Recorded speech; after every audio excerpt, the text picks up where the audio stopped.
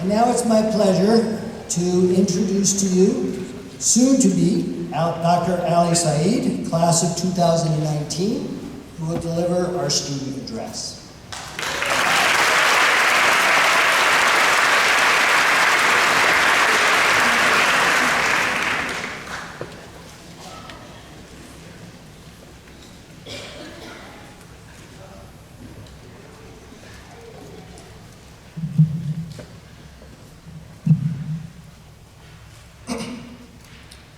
Salam, namaskar, sat sri akal, and good morning. Thank you, Dean Kashansky, for that kind introduction. I can tell, looking through this auditorium, there's a lot of emotions going around in this building. I know for a fact, a lot of my classmates, a few of my classmates, are really nervous, largely because I'm speaking. It's like when you're at an awards ceremony and Kanye West comes out of nowhere and grabs the mic, and everyone's like, no, anyone but him. Yeah. So, without further ado, congratulations, class of 2019.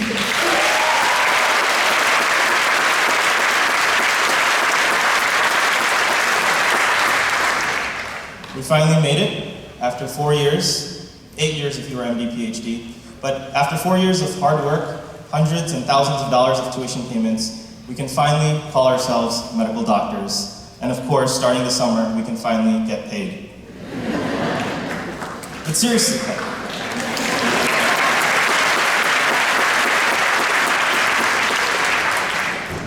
today, you are graduating from medical school.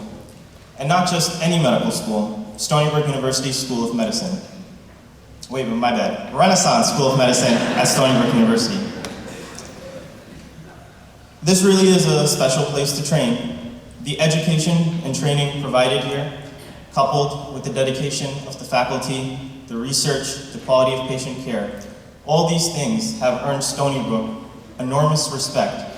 And just recently, it was announced that Stony Brook Hospital secured its position as one of the top 100 hospitals in the United States of America. Congratulations, Stony Brook Medical.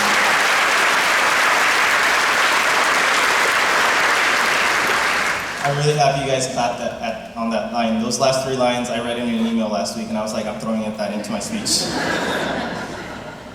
I also want to take the time out to mention that of the 129 students graduating today, 13 of them went here for undergrad. And of those 13, 11 are first-generation Americans. And I just want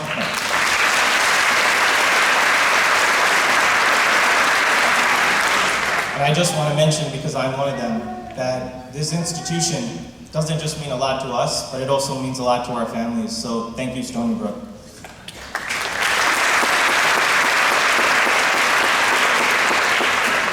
As a quick aside, when you guys were parking here, you probably saw those signs plastered everywhere, far beyond. Far beyond is this institution's motto. And I have to say, and I really mean it when I say it, that when it comes to providing opportunities for students of diverse backgrounds, this institution really does go far beyond. But that's about it. When it comes to parking and food options, this place is really far behind. And I really hope in the future we can work on it and come up with new ideas, like a renaissance of new ideas. Get it? Renaissance? So, some of my classmates thought it would be a good idea for me to give the speech, and my job is to offer some words of wisdom, so I'll do my best. Take my advice with a grain of salt. I'm only 26, I've never lived outside of Suffolk County, and I spend my spare time watching Bollywood movies, so I'll do my best. The first point I'd like to share, be appreciative. I remember back in the summer of 2015, a couple months before we were starting medical school, I ran into a childhood friend of mine. And his journey was a lot different than mine. He lost his dad at a really young age, and I remember his mom had to take up 2 jobs. She worked as the lunch lady in our school, and at night she took up a job as a custodian. And when he was in high school, I remember he was juggling multiple part-time jobs so he could support his 2 younger sisters and his mom. And right after he graduated, he enlisted in the Army so he could serve our country. And when he asked me what I was doing, I told him, yeah, in a couple months I'm going to start medical school at Stony Brook. And when I told him that, he gave me a congratulatory high five and a hug. And he told me that it was always his dream to become a doctor. And that, things didn't work out, but he was really happy for me. And that in the future, he really hoped that his children could become doctors. And the only reason I'm saying that now is we all worked hard to get to where we are, but at the same time, things fell into place for us. And we should always count our blessings and be thankful that we were able to sit where we are today.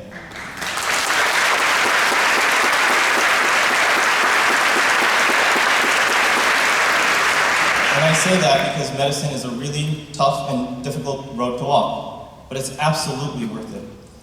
Problems will happen. This isn't an easy career. And from day one of medical school, we were always told, patient care, patient care, patient care. But in the real world, it becomes difficult. Patients, the families of patients, administrators, insurance companies, and even politicians can make that difficult. And in times like that, you just have to remind yourself why you really became a doctor. And remember that there are countless individuals out there that would do anything, and I mean anything, to be in the position that we are. So let's never forget that. The second point I'd like to share is remember the people that got us to the point of where we are today. And I want to start off by talking about our family members. They sacrificed for us, don't forget them. I just briefly want to make a shout out to my parents. My parents don't have medical degrees, but anytime in the last 26 years of my life, if I was sick, they were the first people I went to for medical advice. And now that I have a medical degree, they will still be the first people I go to for medical advice.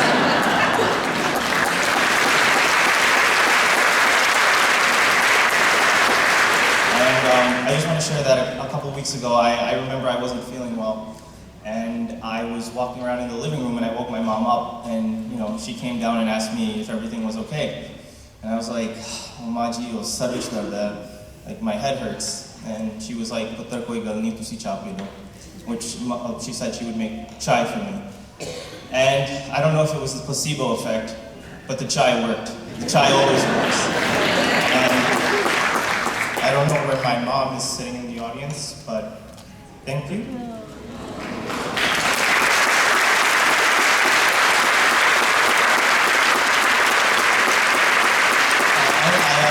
Allergies are kicking in, but they say that an MD stands for a medical doctorate, but I can tell you that as a South Asian, what an MD really stands for is a mother's dream.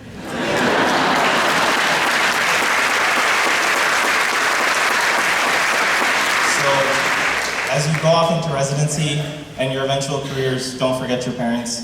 In fact, right after the ceremony, take them out to a nice dinner. You're already in a lot of debt.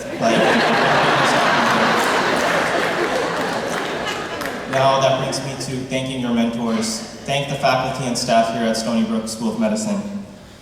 Don't forget the time and effort they placed into our curriculums and our courses to make us better doctors. Don't forget the emails they sent us every Friday, reminding us of things that we had to do, and then sending us subsequent emails, reminding us to do the things that we were supposed to do, but that we didn't do. I don't know if my classmates got those emails, but I certainly did. And thank some of the people you may not know directly, such as our people that donate to this institution. A quick shout out to our donors at Renaissance Technology.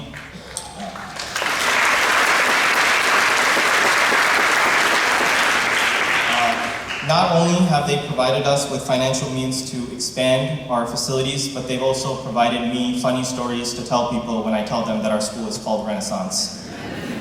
I got permission to tell this joke. So I remember at one of my residency interviews, my badge said, Ali Syed, Renaissance School of Medicine at Stony Brook. And the girl sitting across from me, I don't think she saw the Stony Brook part, she just saw the Renaissance part. And she was like, Renaissance, Renaissance, that sounds familiar. My cousin, he studies at St. George's. Which island in the Caribbean is your school on? And I was like, Long? Long Island. For anyone watching this on the live stream, Stony Brook University is a USMD allopathic school in the continental United States. The third point. Don't forget what we're capable of, not just as physicians, but as humans. And I say that because I know for a fact a lot of you guys, even without an MD attached to your name, you are doing extraordinary things. One of my mentors, my spiritual advisor, you could say, and hopefully one day he becomes my future employer, the Bollywood actor Shahrukh Khan, he once said, "Degree se sirf certificate milta hai, aql nahi," which in English means that a degree just gives you a certificate, not the aptitude. And I mean that because a lot of my classmates have done extraordinary things. I remember the first year of medical school, one of our classmates, his house burned down, and our instant response was to start a fundraiser so we could help him get back on his feet. I remember every week getting emails, because every Sunday, for all of you that don't know, Stony Brook has something called SB Home, which is a clinic which provides healthcare for individuals that don't have health insurance. And students from our medical school give up their weekends to work at this clinic. And I only know that because I just turned 26 and I don't have health insurance, so I will be there this Sunday. Thank you.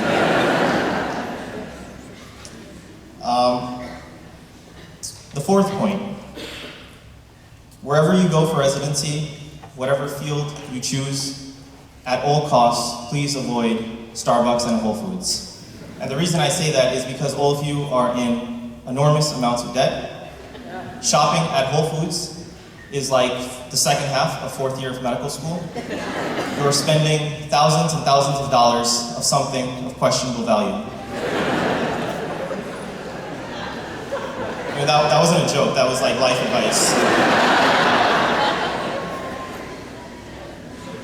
The fifth point, even though medicine is your career, it doesn't have to be the only thing in your life. Don't give up on your other interests and passions. Growing up, my mom always used to tell me, "Ali, you can do whatever you want to do. Just get the medical degree first."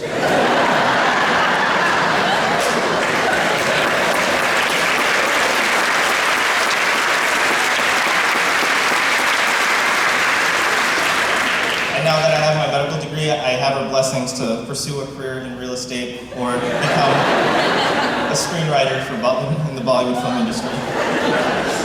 But part of what made you guys interesting was the interest you had on the side. For the past 4 years, if I ever needed advice on men's fashion, I would go to Kaziola. When I can see Kazi starting seminars, telling healthcare professionals how to dress up. If I ever needed advice about financial planning, I would go to John Metamana. I can see him writing books on where medical students should invest their money. And if I ever needed food reviews, I would go to Elizabeth Delchan and James Tabaramwatna's Instagram page, where they have thousands and thousands of Instagram followers. And you can follow them too, at Eaters Unite. That's Eaters with an S. I said that right? Yeah, because we agreed on that 1% commission for free publicity. That's a line from a Bollywood movie. As you all know, 2019 is a very special year. Not only is it our graduating year, but it's also the year in which Game of Thrones ended.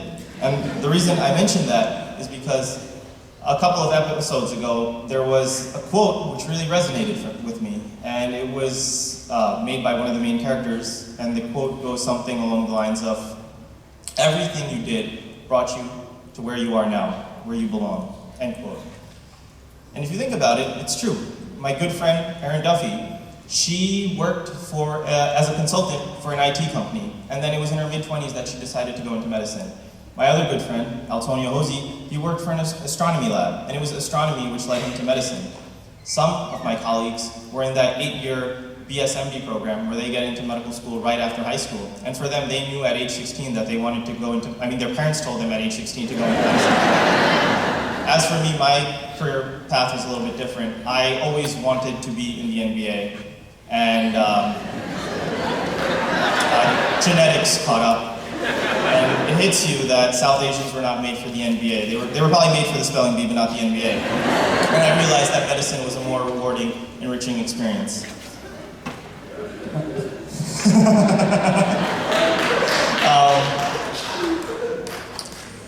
And the reason I use Game of Thrones as a reference is because all of us had different backgrounds and it brought us to where we are today. And whatever you guys do not be like the screenwriters at Game of Thrones and mess it up the way they messed up this last season. It was horrible, atrocious, and thank you, someone agrees. So, to wrap it up, a couple of weeks ago, I was at a wedding, and a 17-year-old family friend of mine approaches me and he asks me for advice. He's at that point where I think he's going into his senior year, so he's going to be applying to colleges soon, and he wants to pursue a career in medicine. And he asked me, if you could do things over, knowing everything you know now, would you still do medicine? And I was like, bro, if I could go back in time, I would buy Bitcoin so I could buy a school of medicine. Think about it. SB AIM, Stony Brook Elite Institute of Medicine. It flows right off the tongue. But to be honest, I told him, yes, I would absolutely do medicine all over again.